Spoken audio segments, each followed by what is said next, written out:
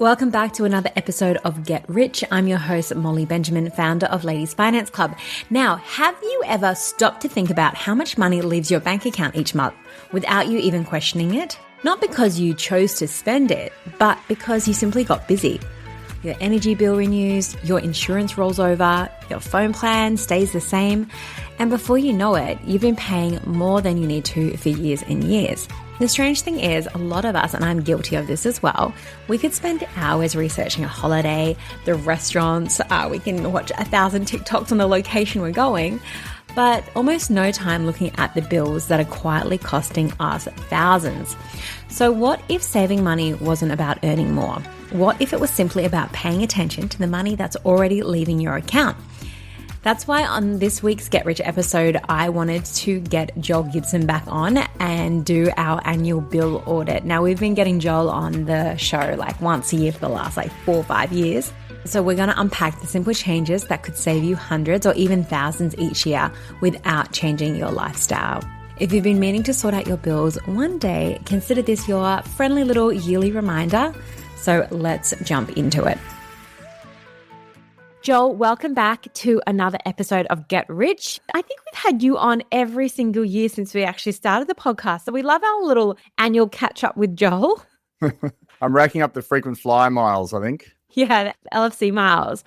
So we're in an interesting time. And I feel like every time we speak, we're always talking about cost of living. But again, we just haven't really gotten out of this cost of living crisis. And I know, you speak to thousands and thousands of Aussies about bills rising and how to reduce bills. I guess, what do you think the bill rising situation we're in at the moment, what is that doing to people's emotions right now?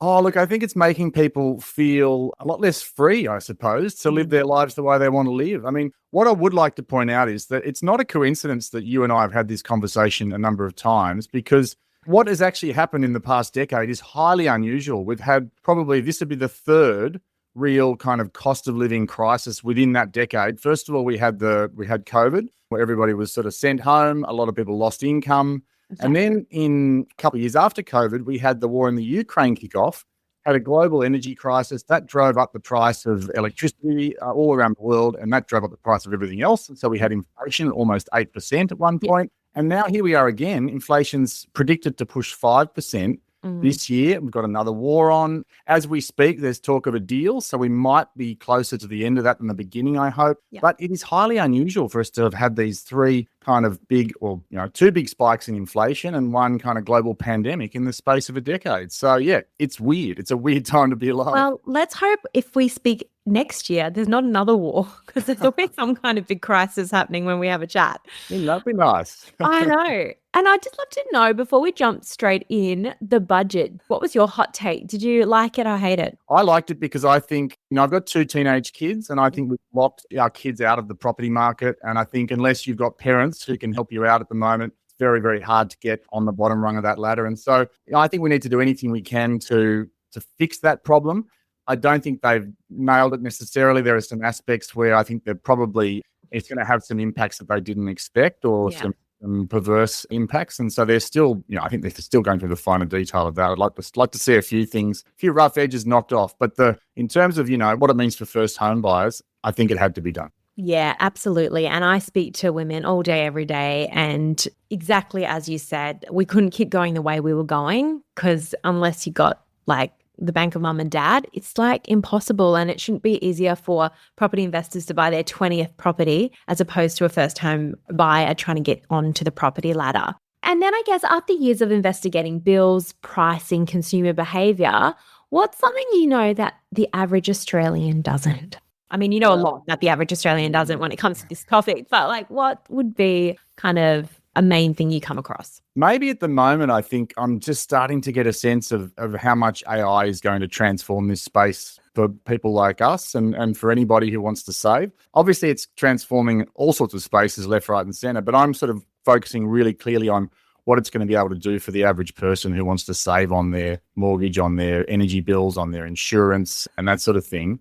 And I'm starting to see some really exciting developments there and some exciting possibilities. So it'll take time. It's probably 5 years away before the average person will be using AI on a daily basis to save money. Yeah. But already we're seeing the first kind of green shoots Yeah, awesome. And so if we're getting into bills, so for someone who's never audited their bills before and we see them all the time and we welcome them to the conversation, but what is the single most important bill to tackle first and why do you think? Yeah, I think people who haven't done this before, they're my favorite people to help because the data says if you haven't done this before, if you've been with the same providers for years, you're going to save more than the next person because you're paying a loyalty tax probably across multiple different household bills. And I always suggest people start with the utilities, energy and telco bills because we've all got them. And also they're really easy to switch. You can do it in a matter of minutes if you want to do it as fast as possible. And sometimes the data says that 80% of us are not on the cheapest energy plan we could be, for example. So vast majority of people can save money. And the average potential saving, I think, for an energy bill is around $200-300 if you haven't done this before. So big possibilities, easy to switch, low barrier of entry. That's where I'd start. I do get excited when someone says they haven't negotiated on their private health insurance for 20 years. And I'm like, well, there's an immediate money saver you can generally find. Yeah, well, it's a massive bill too, isn't it? A huge one, and it's getting bigger and bigger every year. Yeah. What's the most common money leak you see Aussies paying for without even realizing it? Is it the sneaky subscriptions? What is it? I think subscriptions are a good example because they are one of those things. And I have to make a confession right now. If you ask me which streaming services we're subscribed to in this house, I would have trouble telling you definitively which ones we are not signed up to at the moment because I try to cancel them when we're not using them. But, it's like sort of holding water in your hands when you've got a household of 4. Yeah. But I will say this. I think the biggest one here is probably something like insurance, where the loyalty tax can be so huge because if you forget about a couple of subscriptions, it might cost you an extra $20 a month or something. But if you haven't switched your insurance in the past 5 years or something, every year they put it up by as much as they can get away with. They even allegedly have these algorithms that kind of guess how much they can put the price up by before you will leave. They use those to maximize what they're getting out of you. So it's called price walking. It's actually banned in the UK now. Wow. In Australia, it still happens. It's really common. And they just sort of, they will basically punish the most loyal customers for not switching. Which is so wrong. So guys, do not show loyalty to your suppliers because they do not show loyalty to you. And this made me laugh the other day. I was negotiating on my insurance for one of my investment properties.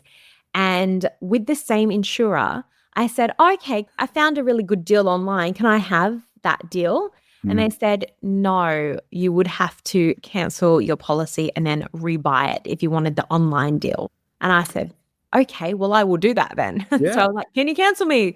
Okay, I'm back. I'm going to resubscribe. I couldn't believe it. $350 like that. I've done the same thing before. I was with one provider. They put up my insurance by 25% one year. I went online and got a quote using the same details and it was, 25% cheaper or something. And so I called them up and I said, what's going on? They said, oh, well, what we could do is we could cancel your current policy and we could open a new one and have a different policy number. Who cares? Yeah. But otherwise it'd be identical. And so we did that. And it's crazy that you have to do that to get the new customer price. Yeah. But it just goes to show how much less new customers pay. And if you can be a new customer as often as possible, that's how you save thousands over time. Absolutely. And I always say to people when they're looking at their bills, get a piece of paper, write out who your suppliers are. Then, you want to look for who's got the best rate. They might even have the best rate. Look who's got the best rate and then just start making those calls. And it doesn't take that much time, does it, Joel? Like realistically, what is it, like a 15, 20-minute conversation sometimes? When it comes to those ones I said that I usually start with, energy bills and telco, mobile and NBN, those ones, you can do those in a matter of minutes because there are websites that are comprehensive and compare every single energy plan. There are government websites like Energy Made Easy, which works in most states, compares every single energy plan. You can just upload the PDF of your last bill if you want, and it will automatically read it and estimate the cheapest plan for you. Yeah. And there's also some telco ones that are pretty comprehensive and have just about every plan on the market. Like I used to do some work with Whistle Out. I don't anymore, but I still use it all the time because it's such a good resource. And you can jump on there in a minute and find sometimes a mobile plan that's $200 or $300 cheaper with the same amount of data on the same network. So yeah, that's where I'd start. Insurance is a little bit trickier, and there's a reason behind that, which is that the insurance industry is determined not to let it be easy for you. But I'd start with those utilities, and then when you get a bit of momentum, a bit of confidence, then tackle insurance. Awesome. And And I remember we had this conversation last year and we were talking about groceries. Now, groceries are like a big piece in the household budget. You mentioned last year that making sure you always make Aldi your main, I think it was your main place that you shop, and then you can always shop at the other places for the other bits and pieces. Is that still the same? Is Aldi still the cheapest place to get your groceries from this year? Aldi is still the cheapest across the board if you kind of compare similar baskets. Obviously, it's hard to make like-for-like comparisons with groceries because Aldi has a lot of home brands and they don't exist necessarily in the other supermarkets. And so it's always a bit tricky. But Aldi on the whole is cheaper. That's a fact. It's been, in every sort of review or experiment I've ever seen, which has compared grocery prices, Aldi comes out cheapest. But I think even if you did the whole shop at Aldi, you'd probably spend more than if you shopped at Aldi and then took advantage of some of the specials elsewhere as well, whether it's 50% off specials at Coles and Woolies each week, whether it's a local fruit and veg market where you can get sometimes, fruit and veg for half the price of the supermarkets if you buy enough of it, or it's Costco once a month, doing a Costco run with your friend or family. If you do some combination of those, that's how you save the maximum amount. In fact, I once took our family grocery shop here and I said, what if I bought everything on this list at the cheapest retailer out of 6 different retailers? Yeah. And I saved 24% by doing that. If I was Everything you could to do it. Of course, no one's going to do it, but just as an experiment, 24% by doing that. So that's where the savings are. And I've recently heard about a new website, an app, and it's half price. So you can find half price items at Coles and Woolworths. What's on half price? Yeah, they scan each week. They scan the catalogs and they'll show you which ones are half price. There's quite a few really good grocery apps popping up here and there. I've had a look at Grocerize recently. Plate Plan is another one I've been looking at.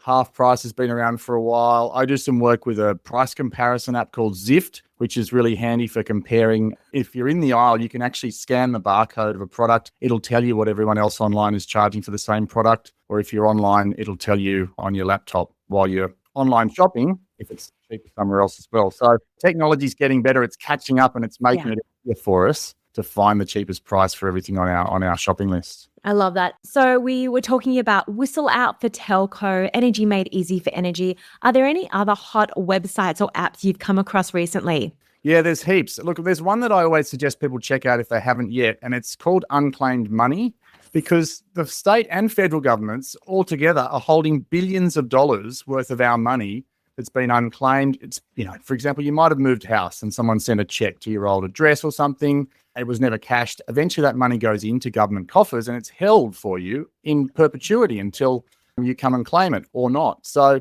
I've had people jumped on there and in under 5 minutes, they've found themselves $1,000 or $2,000 that they didn't know belonged to them. So check it out. ASIC Unclaimed Money is the federal government one. And then each state government has their own one as well. So make sure you're searching your state. And if you've lived in other states, go and search in those states as well. It takes no time at all. And yeah, sometimes there's just some cash down the back of the couch, so to speak. Love that. I actually got all my family to look up I looked up their names for them. I found some money for my mum and my dad.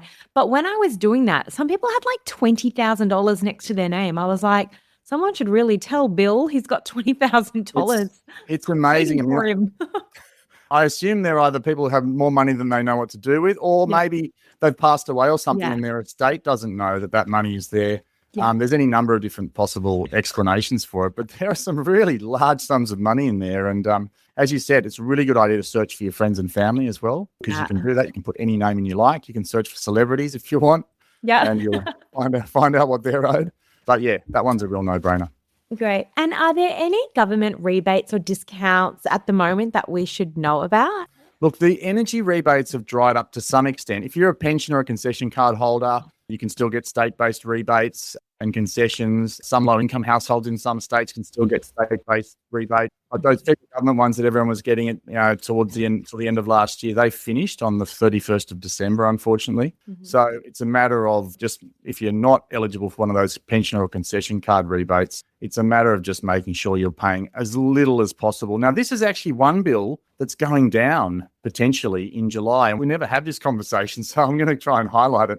It's actually meant to be going down in July, energy bills. So the government default offers are dropping by up to 11%, depending on where you live. That means that some of the other plans will come down as well. But what I'm seeing at the moment is a real mixed bag. People are getting letters from their energy retailers. some are getting price cuts and some are getting price increases. So really important, I think, to keep an eye out for that letter. And when it lands, if your price is going up or it's not going down by as much as you'd like, see what the cheapest plans on the market are in July and get out of there. Make the switch. And we are getting, well, for certain areas in Australia, we are getting that three free hours of power, which I really struggle with, that tongue twister, 3 free hours of power. 3 free hours. Solar sharer, they call it. Now, that's an interesting one because there's actually already plans available where you get 3 or 4 free hours in the middle of the day. So you can already get one of those if you want with a handful of retailers. Wow. And that's great if you work from home, for example, or you're retired or something and you're home in the middle of the day, or even if you've got timers on some appliances that mean you can sort of shift the usage to the middle of the day. Could be really worthwhile. But just make sure if you're not using a lot of power in the middle of the day, those plans are probably not going to be the cheapest for you. It's great if you've got to charge a car, for example. Or if you've got a battery, you could put 3 or 4 hours of power into the battery at that time of day. So those are the sort of people who'll get the most out of it. Oh, wow. That's great. I didn't know you could get those kinds of plans. And then just to finish us off, we are in winter. It is getting, I mean, I've just moved to Queensland, so I'm like, did anyone tell Queensland it's winter? It's awesome. But for those where the costs do go up a little bit in winter, we're using those heaters a lot more. Any fun money-saving hacks that you like to do at winter time? Yeah, well, my favorite one is just this sort of general rule of thumb that when you set the thermostat on your heater or your cooler in the summer, your aircon, every degree can add about 10% or $100 over the course of a season. So if you're setting your heater every time to 25, just dial it down to 22 or 23, give it a little bit more time to sort of take effect and just see if that's enough to warm up the house, because you'd be saving potentially hundreds of dollars if you do that. And sometimes you don't need to dial it right up to max. Also, in terms of different heating options, apparently the reverse cycle aircon is the cheapest to run.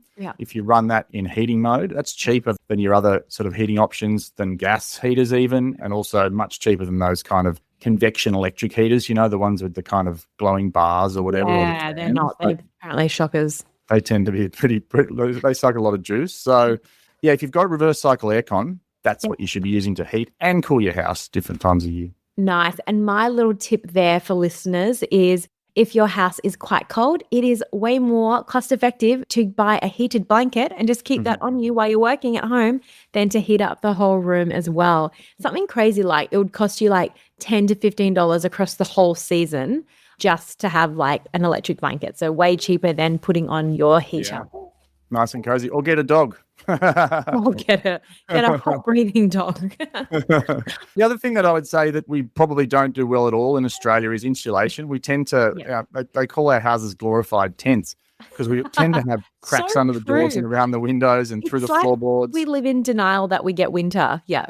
They reckon that good insulation costs a bit obviously to put in, but even just door snakes and stuff, you can save up to sort of 20% of your power bill if you're storing the heat in the winter and keeping the heat outside in the summer. And then just finally, we've been talking a little bit on the podcast lately about solar and batteries.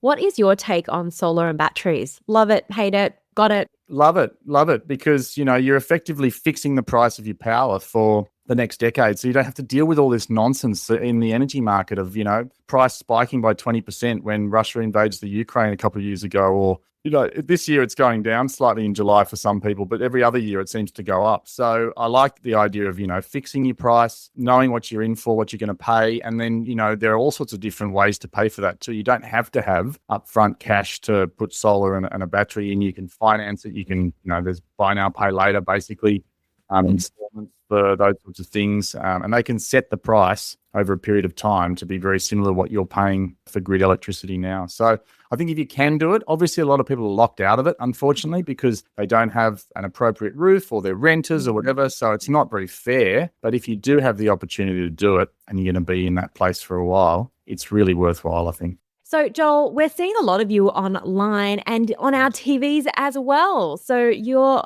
on the Today Show? I am on the Today Show now from Tuesday through to Friday most weeks, doing the money segment about 8:20 a.m. So tune in if you're not already. And then obviously on Instagram and TikTok, you'll see a lot of the stuff that I've had to research for my TV segments. If there's something that I've learned there that I think other people would want to know that's useful for money saving, then I'll put it up on the socials, like usually later in the day. So check me out in the morning live or jump on whenever suits you online. Going viral online. And then just a quick shout out to your books. Obviously, we've got Kill Bills. Have we got some more books coming out? Nothing sort of that I've started work on, but I did mention earlier I'm getting really interested in what in the possibilities of AI for money saving, and so I might start looking a bit closer at that. I think is my next big project when I find some time. I've got 2 teenagers, and I'm quite busy running them around at the moment, so we'll see. Fair enough. Sorry, no pressure. And then just your work with the Big Switch. For those people who don't know what it is, could you just break it down? Yeah, sure. One Big Switch is a consumer network. There's over 1.4 million people who've joined up over about the last 12 years or so. And what we do is we use the combined sort of buying power of our membership to go to providers of household bills and negotiate member discounts and member offers. So it's energy bills, it's your health insurance bills, it's home and car insurance, it's some telco stuff as well. Costs nothing to join, but once you're on the list, once you're one of the members, you get access to whatever the deal of the week is or the deal of the month, and you can decide, if you want to switch, or maybe you can even use it to negotiate with your current provider and get a better deal out of them, whatever. Yeah, love it. I get those emails from you quite often. I love checking them out and seeing what the greatest deal in Australia is at the moment. Well, thank you so much, Joel, for joining us and sharing all your bill knowledge. And ladies, do reach out and let me know how much you managed to save once you've negotiated on all your bills. Yeah, we love to hear those stories. Thanks for having me, Molly. I always enjoyed chatting. So see you next year.